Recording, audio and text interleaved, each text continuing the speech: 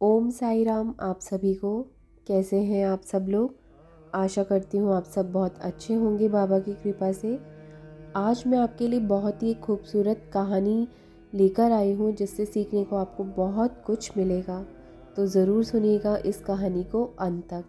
क्या आप जानते हैं कि हमें जीवन में कुछ बातें हैं जो कि कभी भी किसी को नहीं बतानी चाहिए, लेकिन जाने अनजाने में मूर्खता के कारण वो बातें हम दूसरों को बता देते हैं जो हमें कभी भी नहीं बतानी चाहिए। और वो बातें जो जाने अनजाने में हमने दूसरों को बताई थी वही हमारे दुख का कारण बन जाती है और वही हमारे झगड़े का कारण बन जाते हैं। और फिर हमें बाद में पछतावा होता है कि हमें वो बातें किसी को नहीं बतानी चाहिए थी। मेरी ही गलती थी कि मैंने वो बातें सभी को बता दी। बाद में हमें ग्लानि होती हुई पछतावा होता है। इसलिए आज जो ये कहानी मैं आपको सुनाने जा रही हूँ, इससे आपको ऐसी 7 बातें पता चलेगी जो आपको कभी किसी को नहीं बतानी चाहिए। तो आइए सुनते हैं कहानी। एक समय की बात है। एक शहर में एक दक्ष नाम का युवक रहता था। वो युवक बहुत गरीब था। कुछ पैसा नहीं था उसके पास। 2 वक्त का खाना भी बड़ी मुश्किल से नसीब होता था उसे। नौकरी ढूंढने और काम की तलाश में पूरा दिन भर भटकने पर भी उसे कोई काम नहीं मिलता था। फिर एक दिन उसने अपनी पत्नी को अपनी सारी समस्या बता दी। उसने अपनी पत्नी से कहा कि जिस जगह भी मैं काम के लिए जाता हूँ, हर कोई मुझे ये कहकर काम नहीं देता कि हमारे यहाँ काम की कोई ज़रूरत नहीं है। मैं काम की तलाश कर करके थक चुका हूँ। मुझे समझ नहीं आता कि मैं तुम लोगों का पेट कैसे भरूंगा और अपने बच्चों को कैसे पालूंगा। ये चिंता मुझे दिन रात खाए जा रही है। ये सुनकर उसकी पत्नी ने कुछ सोच समझकर कहा, तुम एक आदमी के पास काम मांगने के लिए एक बार ही जाते हो और जब वो काम नहीं देते तो दोबारा तुम उसके पास जाते तक नहीं हो। अगर तुम्हें उनसे काम चाहिए तो तुम्हें हमदर्दी जतानी होगी। तुम्हें उनसे हमदर्दी हासिल करनी होगी। तुम्हें उन्हें अपनी गरीबी दिखानी होगी ताकि वो लोग तुम्हारी मजबूरी समझकर तुम्हें काम पर रख लें। इसलिए शर्म मत करो, उन्हें अपनी मजबूरी बताओ, अपनी गरीबी बताओ और इसी उपाय से तुम काम पा सकते हो। ये बात दक्ष के मस्तिष्क पर बैठ गई और वो अगले दिन काम मांगने के लिए वो उसी सेठ के पास जा पहुंचा जहां पर वो पिछले दिन काम मांगने के लिए गया था। लेकिन इस बार उसने हाथ जोड़कर उस सेठ से प्रार्थना की, उससे विनती की कि वे बहुत गरीब है, उसे काम की बहुत आवश्यकता है। वो जो कुछ भी उसे देंगे वो उससे संतुष्ट हो जाएगा, पर कृपया करके मुझे काम पर रख लें। उसकी ये हालत देखकर उस सेठ ने उसे अपने यहाँ काम पर रख लिया। वो रोज वहाँ पर काम पर जाने लगा। अंदर ही अंदर वो खुश तो था कि उसे काम तो मिला, लेकिन उसे वेतन दूसरे लोगों से कम मिलता था। वही काम जो दूसरे लोग कर रहे थे उन्हें ज्यादा वेतन मिल रहा था, उसे कम वेतन मिल रहा था। अब उसके बारे में उसने सेठ से कहा तो सेठ ने कहा, देखो भाई, तुम्हें काम की ज़रूरत थी, मैंने तुम्हें काम दिया। मेरा धन्यवाद करने के बजाय तुम मुझसे शिकायत कर रहे हो, ये कैसी मनमानी है। ये सुनकर दक्ष वहीं पर चुप हो गया। बात कहीं ना कहीं सत्य थी, सच थी। सेठ ने तो उसकी मजबूरी के हिसाब से उसे काम दिया था और इसलिए वह उसे अपने अनुसार ही वेतन देता था। लेकिन धीरे धीरे ये बात उसने अपने सगे संबंधियों और रिश्तेदारों को भी बताना शुरू कर दिया कि उसका सेठ कैसा आदमी है और उसे कितना वेतन देता है। समय बीतता गया और दक्ष पूरी लगन के साथ अपना काम करता रहा। लेकिन अब परिस्थितियां बदलने लगी थी। सेठ अब दक्ष से दूसरे लोगों से ज्यादा काम लेता था और उनसे कम वेतन उसे देता था। ये बात दक्ष के मन में बहुत खलती थी। वो दूसरों से ज्यादा मेहनत कर रहा था और उनसे कम वेतन पा रहा था। इससे उसके आत्मसम्मान को बहुत गहरी चोट पहुंची। अब धीरे धीरे उसका मन उसके काम से हटने लगा। उसका मन काम में लगता ही नहीं था। जाहिर सी बात है, ऐसी जगह किसका मन लगेगा जहां आदमी को अपने आत्मसम्मान के साथ समझौता करना पड़े। इसलिए जल्द ही उसने अपना काम छोड़ दिया और वो घर पर आकर खाली बैठ गया। उसके पास घर का खर्चा चलाने के लिए भी पैसे नहीं बचे थे। इसलिए उसने अपने सगे संबंधियों और दोस्तों से सहायता मांगनी शुरू की। लेकिन उसके दोस्त उसके सामने तो उसे दया का पात्र समझते थे, संतावना देते थे उसे, लेकिन उसके पीछे उसका मजाक उड़ाते थे। वो कहते थे कि कितना बेवकूफ है, सेठ ने इतना काम लिया और पैसे भी नहीं दिए। अरे हम इसको पैसे दे दें तो कल को ये हमारा पैसा वापस भी कर पाएगा, इसकी ऐसी हालत है, काम तो इसके पास कुछ है ही नहीं, पैसा कहाँ से ला कर देगा। और इसी वजह से दक्ष की हालत दिन बर दिन खराब होती चली जा रही थी। अब वो दिन रात तनाव में रहने लगा था। वही दोस्त, वही सगे संबंधी जो उसे अपना होने का दिखावा करते थे, वो उसे दया का पात्र समझ रहे थे। उन्हें उसके ऊपर तरस आ रहा था। सब लोग उसे आकर ज्ञान तो बहुत देते थे, लेकिन सहायता कोई नहीं करता था। अक्सर असल जिंदगी में भी ऐसा ही होता है। ज्ञान देने वाले तो बहुत मिल जाते हैं, लेकिन मदद करने वाले, उंगली पकड़कर हाथ पकड़कर आगे चलाने वाले कितने लोग मिलते हैं। एक दिन उसके पड़ोस के गांव में संत महात्मा आए हुए थे, जो बहुत ही ज्ञानी थे।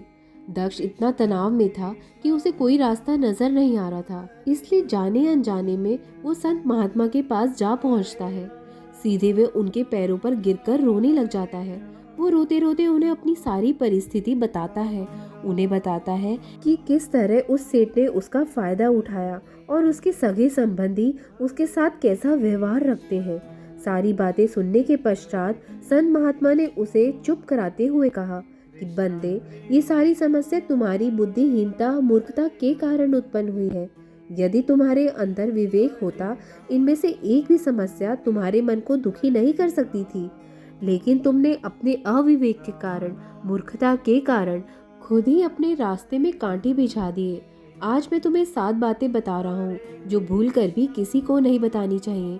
और इन बातों का अनुसरण करके तुम बाहर से मिलने वाले दुखों को तो दूर कर ही सकते हो, जो बेवजह दुनिया की वजह से तुम्हारे अंदर पनपते हैं। पहली बात जो किसी को नहीं बतानी चाहिए, वो है अपनी मजबूरी। अपनी मजबूरी का दिखावा करके, दूसरों का दया पात्र बन के उनकी सहायता लेने की गलती कभी मत करना। हो सकता है आज वो तुम्हारी मजबूरी देख के तुम्हारी सहायता कर दे, लेकिन कल को तुम्हारा फायदा उठाने से भी नहीं चूकेगा। और अगर फायदा नहीं उठाया तो दूसरों के सामने तुम्हारा मजाक उड़ाने में वो आदमी कभी नहीं चूकेगा। इसलिए कभी भी अपनी मजबूरी का दिखावा मत करो। अगर घर में 2 रोटी है, सूखी रोटी है, तो वही खाकर सो जाओ, लेकिन दूसरों को इसके बारे में भनक तक नहीं लगनी चाहिए। जरा आप खुद सोचो, मजबूरी बताने का क्या प्रयोजन होता है एक इंसान का? या तो वो दूसरों से सहानुभूति हासिल करना चाहता है, या उनसे कोई आर्थिक मदद चाहता है। लेकिन अगर दोनों ही परिस्थितियां आप देखें, दूसरा व्यक्ति आपका फायदा उठाने से नहीं चूकेगा।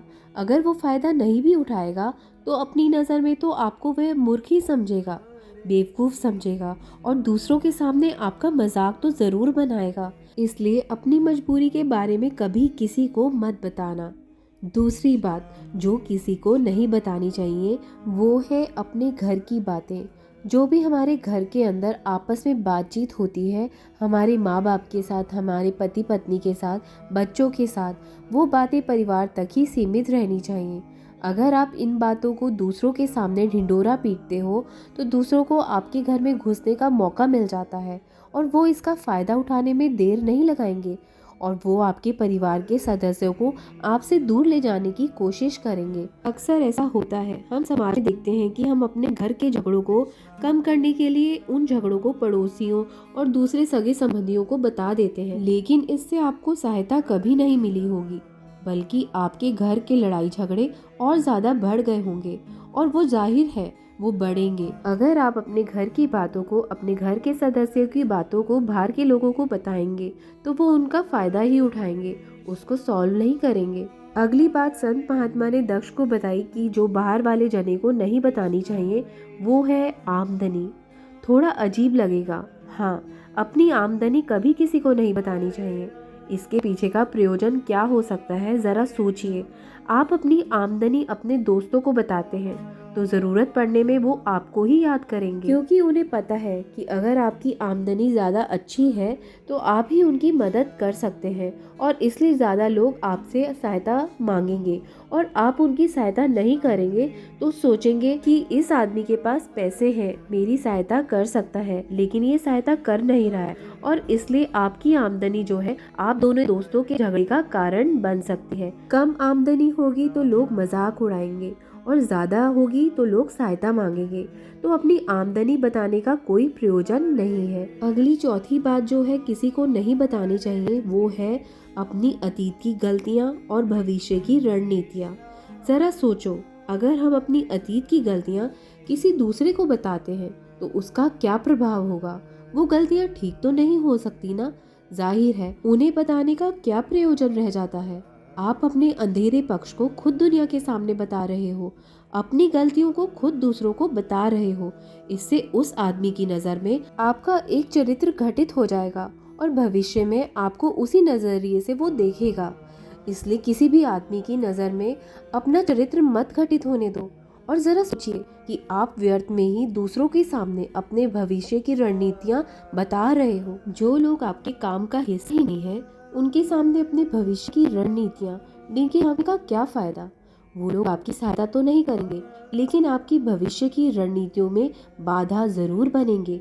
आप खुद अपने विवेक का इस्तेमाल करिए। सोचिए कि आपके साथ भी ऐसा हुआ है कि आपने अपने भविष्य की रणनीतियाँ किसी को बताई हो और वो कामयाब ही ना हुई हो। जरूर हुआ होगा, जरा गौर से सोचिए। अगली बात जो किसी को नहीं बतानी चाहिए संत ने दक्ष को बताई, वो है अपने मित्र और अपने शत्रु के बारे में। आप अपने मित्रों के बारे में यदि दूसरे लोगों को बताएंगे तो वो आपके मित्रों के साथ अपनी घनिष्ठता बढ़ाकर आपको धोखा दिलवा सकते हैं। आपके गहरे मित्रों को आपसे दूर करने का प्रयास कर सकते हैं। अक्सर आम आदमी ऐसा नहीं करता, लेकिन आपके दुश्मन ऐसा करने की कोशिश कर सकते हैं। और दूसरी तरफ आपके शत्रु का भी किसी को नहीं पता लगना चाहिए, क्योंकि आज जो आपका मित्र है कल को आपका दुश्मन हो गया तो वो आपके दुश्मन के साथ ही मिलकर के आपको प्रयास कर सकता है, आपको धोखा दे सकता है।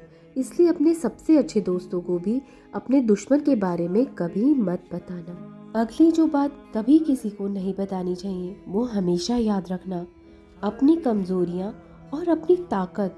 अक्सर इंसान को पता नहीं होता कि उसकी कमजोरी या उसकी ताकत क्या है, लेकिन अगर आपको अपनी कमजोरी और ताकत पता है, पहली बात तो आप बुद्धिमान आदमी हैं और दूसरी बात आपको ये बातें किसी से साझा नहीं करनी है, क्योंकि अगर आपकी कमजोरियां किसी को पता चल गई तो वो आपकी कमजोरियों का फायदा उठाएगा और आपकी ताकत पता चल गई तो वही ताकत आपकी कमजोरी बन जाएगी, क्योंकि वो ताकत दूसरे आदमी को पता है तो वो ताकत की गांठ भी ढूंढ ही लेगा। अपनी कमजोरी और अपनी ताकत कभी किसी को मत बताओ। अगली और आखिरी बात कहना चाहूंगी, जब तुम दान करते हो तो दान के बारे में भी किसी को मत बताना, क्योंकि दान करना व्यर्थ हो जाता है, बेकार हो जाता है। जब तुम अपने दान का ढिंढोरा पीटते हो तो आप ये बता रहे हो कि मैं कितना बड़ा दानी पुरुष हूँ, और ये आपके अंदर एक अहंकार निर्मित करेगा।